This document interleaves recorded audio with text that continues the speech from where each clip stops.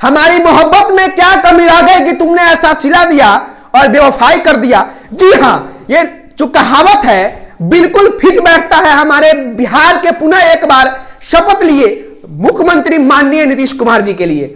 वो कहा जाता है पलटू राम पलट मार पलटाशन। कहीं ना कहीं लगातार विरोधियों के द्वारा उन पर आरोप लगाए जाते हैं।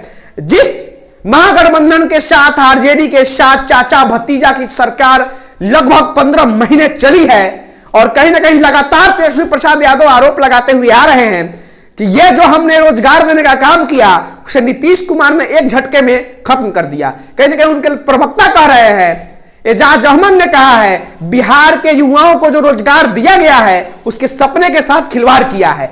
जब नीतीश कुमार की बात होती है सत्ता परिवर्तन में तो अमित शाह को चुनावी चैनल कहा जाता है, लेकिन हम कहेंगे अगर असली चुनावी चैनल के कोई है तो बिहार के नीतीश कुमार हैं जो अभी मुख्यमंत्री हैं।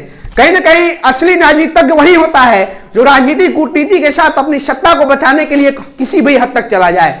कहीं ना कहीं पिछले दिनों लगातार भाजपा के अध्यक्ष अमित शाह लगातार कहीं ना कहीं अमित शाह के साथ साथ बिहार बीजेपी के लगातार आरोप लगा रहे थे, बड़े मन से कहते थे कि नीतीश बाबू को बीजेपी के कंधे पर मुख्यमंत्री नहीं बनाएंगे, उनके लिए बीजेपी के दरवाजे बंद हो गए हैं। तो क्या ये नैतिकता का प्रश्न नहीं उठता है भाजपा के लिए?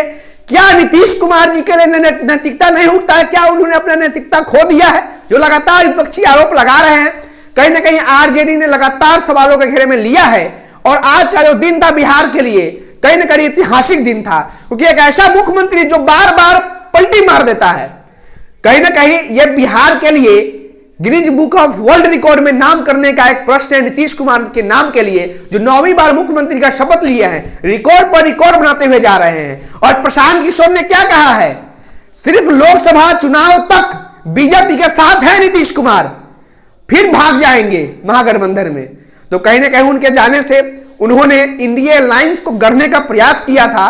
कहीं ना कहीं जो आरोप लगाया जा रहा है कि इंडिया अलायंस में उनको तवज्जो नहीं मिला और उन्होंने आरजेडी के साथ बेवफाई कर लिया और बीजेपी के दामन में जा बसे। कहीं ना कहीं लगातार आरजेडी के नेता आरोप लगा रहे हैं कि बीजेपी के गोद में चले गए हैं नीतीश कुमार। जो लोग आरोप लगा रहे हैं कहीं ना कहीं उनके आरोपों पर प्रश्न भी उठता है, लेकिन आप जानते हैं अगर बार बार कोई ऐसा करेगा तो आरोप लगना जायज है। कहीं ना कहीं बीजेपी के आज नेता भी सवालों के घेरे में दिखते हुए नजर आए हैं। जब उनसे बात किया गया मीडिया के द्वारा नैतिकता की तो कहीं ना कहीं वो भी फंसते हुए नजर आए हैं।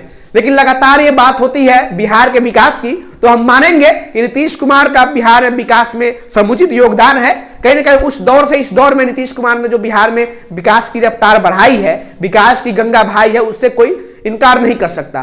कहीं ना कहीं हम चाहेंगे कि आने वाली सरकार अच्छी चले, बिहार में रोजगार हो और जो बीजेपी के 2 उप मुख्यमंत्री बने हैं, जो भाजपा के प्रदेश के अध्यक्ष सम्राट चौधरी जो गद्दावर नेता है, बड़े मुखरता से अपनी बात रखते हैं। विजय सिन्हा जो बिहार विधानसभा के नेता प्रतिपक्ष थे, भाजपा को बहुत भरोसा था।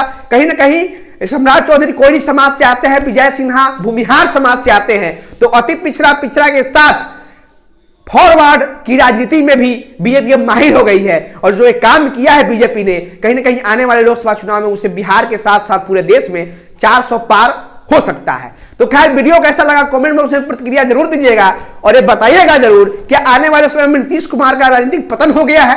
क्या आने वाले समय नीतीश कुमार क्या बीजेपी से भी बेवफाई कर देंगे? कैमरामैन रोहित के साथ मैं शिवम, बहुत बहुत धन्यवाद।